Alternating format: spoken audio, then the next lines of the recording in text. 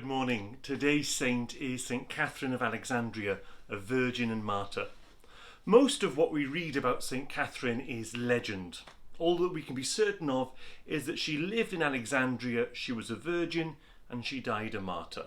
Even the century of her death is uncertain.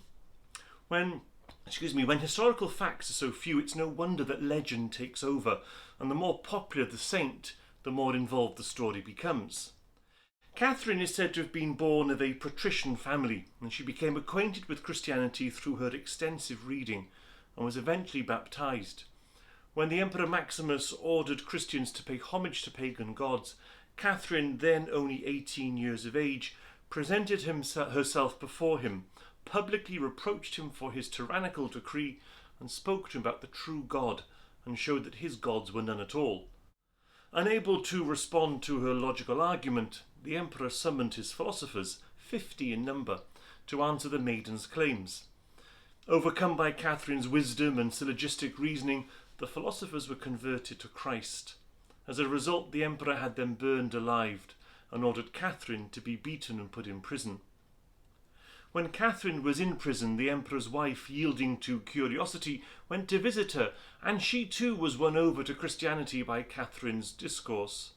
Hearing of his wife's apostasy, the emperor ordered Catherine to be placed between two rotating wheels, each with sharp, protruding spikes.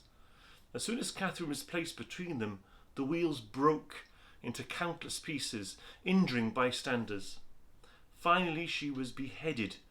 Tradition maintains that she was martyred on November the 24th or 25th in the year 305, and shortly thereafter angels took her body to Mount Sinai, where a monastery dedicated to her was subsequently built.